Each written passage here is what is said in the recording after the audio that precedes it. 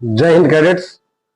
मैं हूं संतोष सर और आप देख रहे हैं एनसीसी मिग 21। हम लोग बॉर्डर एंड कोस्टल एरिया पर क्लास लेकर चल रहे हैं। क्योंकि एग्जाम की तैयारी करनी है, सर्टिफिकेट की एग्जाम आने वाला है और उसी से रिलेटेड क्वेश्चन पर हम लोग डिस्कस कर रहे हैं। और हम लोग के पास 4 महीने बच गए हैं, जिसे 4 से 5 महीने जो सर्टिफिकेट एग्जाम के लिए, चाहे सी सर्टिफिकेट एग्जाम हो, बी सर्टिफिकेट हो या ए सर्टिफिकेट हो, अल्फा लाना है। इसके लिए हमें कुछ करना होगा और पढ़ना होगा। तो पढ़ने के लिए कुछ बॉर्डर एंड कोस्टल एरिया से हमने यहाँ पर क्वेश्चन लिखा है। क्योंकि क्वेश्चन और आंसर तो ऑब्जेक्टिव टाइप रहेंगे, लेकिन हम लोग यहाँ पर एक लाइन करके उसके फैक्ट्स को जान जाएंगे, फिर हम लोग देखेंगे। तो आइए बिना देर किए हम लोग शुरू करते हैं। भारत की सबसे लंबी सीमा किस देश के साथ बनाती है? तो वह जो है बांग्लादेश के साथ। बांग्लादेश हमारे भारत देश की सबसे लंबी सीमा रेखा इसी देश के साथ बनाती है, जो 4096 किलोमीटर की सीमा होगी। क्योंकि 5 राज्य से के साथ यह टच होता है। भारत के 5 राज्य ऐसे हैं जो बांग्लादेश के साथ सीमा साझा करते हैं। दूसरा प्रश्न है, भारत के पूर्वी तट का प्रमुख बंदरगाह कौन सा है? तो भारत का पूर्वी तट का सबसे जो मेन बंदरगाह है वह प्रमुख बंदरगाह की बात की गई है, इसलिए यहां पर चेन्नई बंदरगाह है। चेन्नई, यह पहले इसका नाम मद्रास था, लेकिन अब चेन्नई जो बंदरगाह है उसको, बंदरगाह तो कई है, तूतीकोरन है, एन्नौर है, कोलकाता है ना, लेकिन चेन्नई को प्रमुख बंदरगाह के रूप में मान्यता प्राप्त है। कौन सा द्वीप समूह पश्चिम तट के तरफ है? द्वीप समूह एक तरफ अंडमान निकोबार द्वीप समूह है, एक तरफ लक्षद्वीप समूह है।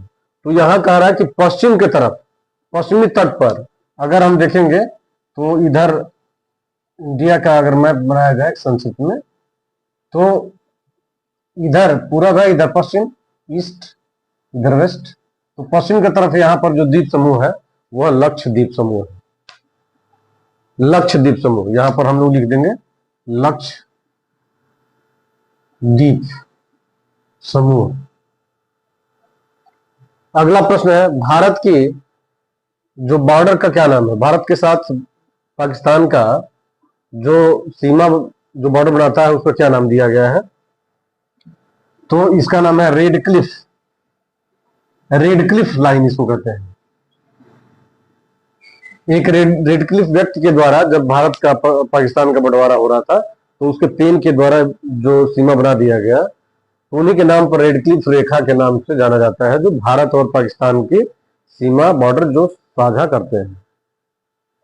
पांचवा प्रश्न है, तमिलनाडु की किस बंदरगाह को कोरोमंडल रत्न के नाम से जाना जाता है? क्योंकि प्रश्न आ गया कि कोरोमंडल जो तट है या कोरोमंडल तट कहलाता है, तो कोरोमंडल तट की तरफ है एन्नौर जो बंदरगाह है वह रत्न के रूप में जाना जाता है। क्योंकि इधर मद्रास या चेन्नई बंदरगाह भी है, चेन्नई पोर्ट वो भी है, लेकिन एन्नौर को मुख्य रूप से हम जानते हैं। एन्नौर, एन्नौर बंदरगाह वह भारत का जो तमिलनाडु जो प्रदेश है उसका कोरोमंडल की तरफ के साथ जाता है। अगला है, गुजरात के कांडला बंदरगाह का नया नाम क्या है? जैसे कि जानते ही हैं कि नाम परिवर्तन बहुत हुआ इधर, तो नाम परिवर्तन में जो भारतीय नेम है उसको प्राथमिकता दी गई है। उसके पहले जो या तो नेम वो दूसरे जो आक्रांताओं के नाम पर थे या अंग्रेजों ने नाम दे दिया, उसको अपने जो वर्तमान सरकार है उसको बदल करके नाम रख दिया है। तो गुजरात का जो कांडला बंदरगाह है उसका नाम कर दिया गया है पंडित दीनदयाल उपाध्याय बंदरगाह। पंडित दीनदयाल उपाध्याय बंदरगाह के रूप नाम से उसके कर दिया गया है। भारतीय नौसेना का मुख्यालय कहां पर है? इंडियन नेवी का जो मुख्यालय है, हेडक्वार्टर, चीफ हेडक्वार्टर कहां पर है? तो वह नई दिल्ली में है। न्यू दिल्ली, नई दिल्ली में यहां इसका मुख्यालय है, हेडक्वार्टर। गोवा का कौन सा बीच प्रसिद्ध है? गोवा बीच फेमस है, लेकिन उसमें भी कई बीच है।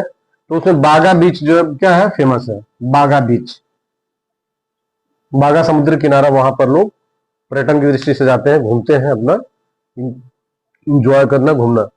अगला क्वेश्चन है, भारत के दक्षिणी तट का सबसे बड़ा शहर कौन सा है? भारत के दक्षिण शहर, इधर दक्षिण है, इधर उत्तर है, इधर दक्षिण है, तो दक्षिण शहर जो है वह है चेन्नई है। चेन्नई, भारत के दक्षिण का सबसे बड़ा शहर जो है चेन्नई है। अगला प्रश्न, भारत के किस तटीय राज्य को स्पाइस गार्डन के नाम से जानते हैं? तो सबसे ज्यादा जो स्पाइस जो मसाले होते हैं वह है केरल। केरल को स्पाइस गार्डन के नाम से जाना जाता है। अगला प्रश्न है, लक्षद्वीप का सबसे बड़ा द्वीप है। तो द्वीप समूह मैं बताया था कि द्वीप समूह है तो ज्यादा द्वीप है इसमें, तो द्वीप समूह में भी छोटा बड़ा द्वीप है। लक्षद्वीप का जो राजधानी वाला द्वीप है वो तो कवरत्ती है, लेकिन जो सबसे बड़ा द्वीप है वो है अंड्रोट करके इसका द्वीप सम है।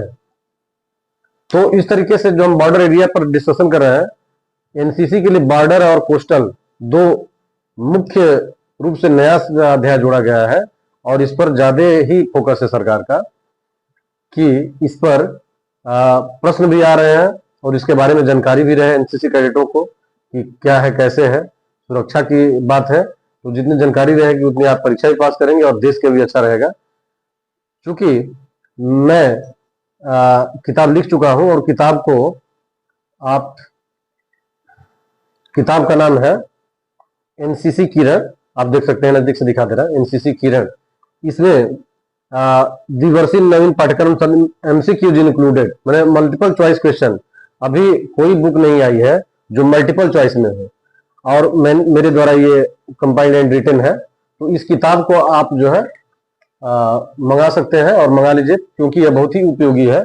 इसमें से अधिकतम आपके मेरिट बनाने में संभावना रहेगी। तो इस किताब को लेने के लिए लिंक भी दिया गया है, आप मंगा सकते हैं फ्लिपकार्ट से ये उपलब्ध है, लिस्टेड है। और नहीं तो जो मोबाइल नंबर दिया गया है उस मोबाइल नंबर पर फोन करेंगे तो बाई पोस्ट भी आपको भेजा जा सकता है। तो आज के लिए इतना ही, फिर बने रहिए अगले क्लास के लिए, तब तक के लिए